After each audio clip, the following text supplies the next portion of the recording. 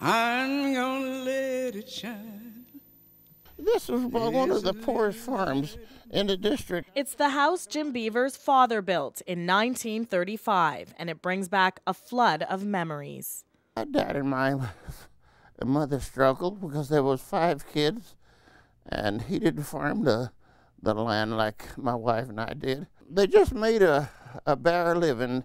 They keep food on the table and all that, you know, and we didn't have expensive clothes. His parents, Walker and Ivy Beaver, were part of a wave of about 1,000 black pioneers who fled the U.S. in the early 1900s for a better life in Canada.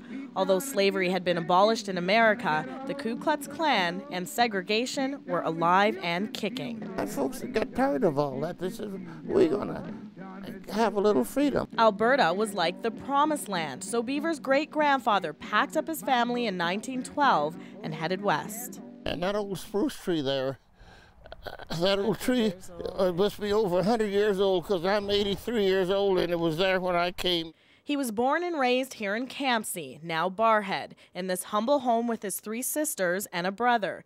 Today, Beaver is the last black settler. The others have either moved away or have passed on. Betty Jackson, and that one, your Courtney Walker. Believe it or not, this is a cemetery, and there used to be a church here back in 1916. It's the resting place for many black pioneers in the Campsie district. The last burial right here, Edna Lillian Lawrence. She was buried here in 2002 and is the granddaughter of pioneers Samuel and Margaret Risby.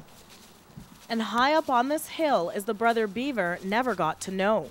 George Beaver, baby, December 1940. George didn't even make it home from the hospital. Beaver admits times were tough, but when he looks at what he's achieved, developing 500 acres of farmland, marrying the love of his life, Ollie, and having 6 children, he thinks his family made the right choice. We need to realize where we came from, you know. And we should be proud of where we come from.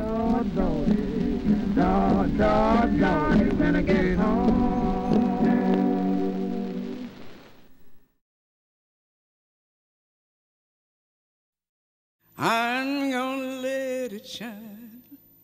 There's a little. The black pioneers to a new land came around the year of 1910.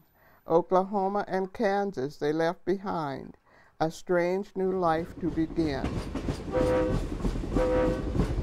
And Alberta was the last stop on the Freedom Train, a journey Gwen Hook's parents made, along with about 1,000 blacks from Oklahoma and Kansas, fleeing persecution in the U.S. because of the color of their skin. They came by carloads and they brought all of their possessions, as many of their possessions as they could. But they weren't welcomed with open arms. Petitions started to circulate demanding the government ban the massive migration. It stopped more blacks from coming to the province, but it couldn't stop the formation of 4 black settlements: Amber Valley, Campsie, now known as Barrhead, Junkins, now Wildwood, and Keystone, now the village of Breton. So I want people to know about our pioneers and what they went through. It wasn't easy. It's those struggles which are documented in her book, The Keystone Legacy. She also spearheaded efforts to create this room in the Breton Museum, giving people a snapshot into Alberta's black history. We have a picture here of George Ramsey. He was the first postmaster. And William Allen came to the area sometime before 1910. They're called the Harlem Aces. They were a band that played in Edmonton in the late 1930s, early 1940s. They were kind of a jazz club band. And then there's this woman, Drusilla Briscoe, the homestead she lived in, still standing to this day. Briscoe was one of the first to leave that Keystone legacy. She passed away in April 1912. You can see her name right here on this marker, what is called a silent testament to the first black pioneers who lived and died here in Breton.